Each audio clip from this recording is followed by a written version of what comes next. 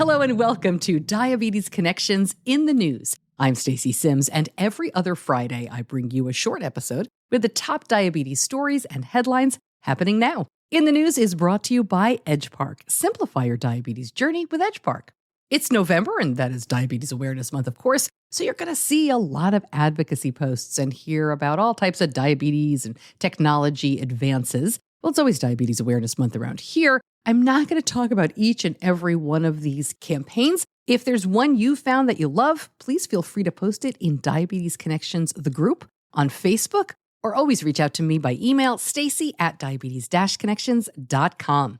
Our top story this week, in the largest study of its kind, researchers at Vanderbilt University Medical Center have identified unexpected alterations in the exocrine tissues of the pancreas that occur in the two major forms of diabetes and with aging and obesity. They're calling this a report on pancreatic exocrine-endocrine crosstalk. I'm not going to do the study justice. It is pretty complex. So please check out the show notes with all of the links. They do say their work, published in the journal Diabetes, represents a significant advance in understanding how type 1 and type 2 alter the digestive enzyme secreting portion of the pancreas, not just the parts that make insulin. The pancreas has been very difficult to study because it's surrounded by other vital organs, hard to access, and it quickly deteriorates. Pancreas tissue for study must come from deceased donors or fragments of surgical specimens. This group says they were able to study an unprecedented, large, and well-preserved group of tissue samples from 119 donors. Another promising study about insulin icodec, a once-weekly basal injection, this time for type 1. We've been following this for a while. The results of the year-long phase 3 clinical trial are in. After 26 weeks, once-weekly basal looks just about the same as daily basal in terms of overall diabetes control. The group that received daily injections had their A1Cs go down to 7.1. The group that got the weekly basal, 7.15. These researchers say it's very promising, but further analysis of CGM data and real-world studies are needed to keep moving forward.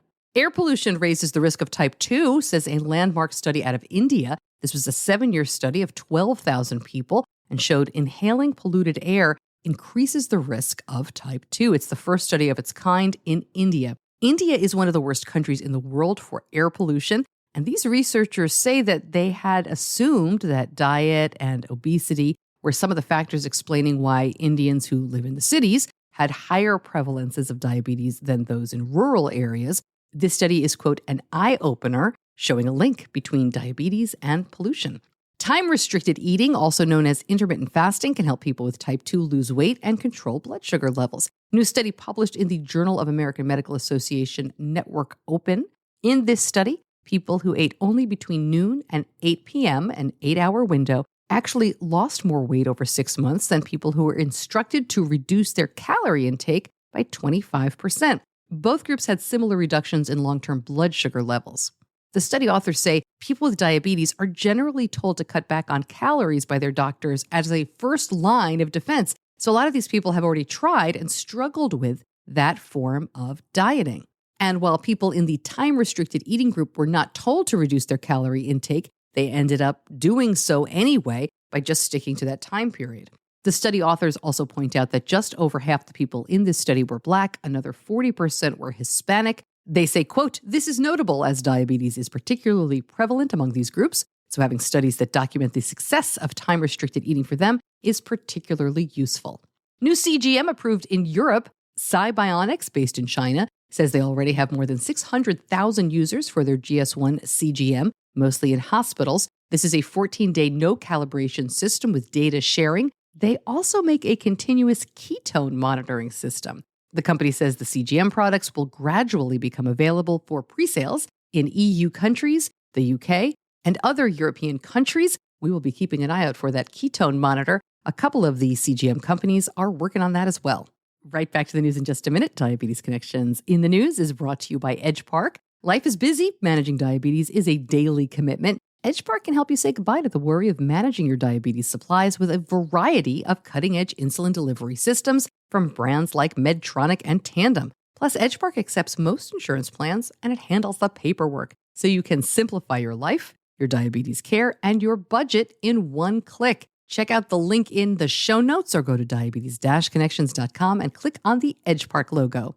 Back to the news, we've got a couple of movie updates for Diabetes Month. We've been following Pay or Die since it was in production. It's now in selected theaters with a digital release on Paramount Plus coming November 14th, all about the high price of insulin and the personal cost. This release means the movie is eligible for an Oscar nomination for Best Documentary. And the short film Type 1 is also available to stream now. You may recall we talked to the writer behind this project, Noah Averbach-Katz, who appeared in Star Trek Discovery. His wife, Mary Wiseman, has a starring role, and the whole Star Trek community got behind this project. It was great. So Noah and Mary are in the short movie, which explores the barriers to insulin access. It's a fictionalized account of a couple and their desperate search for insulin. It is presented in partnership with T1 International, and it's the film directorial debut of Anthony Rapp, the original Mark in Rent and current star of Star Trek Discovery.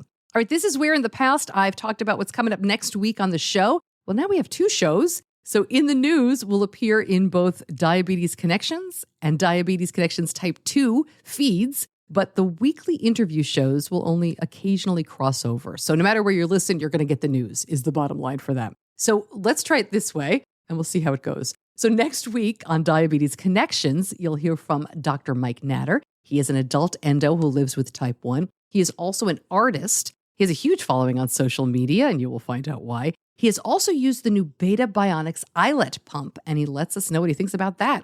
Next up for Diabetes Connections Type 2, professional golfer Ken Duke talks about his diagnosis, how he manages diabetes on tour, and he gives me some golf tips. I play a little bit of golf, nowhere near on that level. All right, that is it for Diabetes Connections in the News. If you like it, please share it. I'm Stacey Sims, and I'll see you back here soon. Diabetes Connections is a production of Stacey Sims Media. All rights reserved, all wrongs avenged.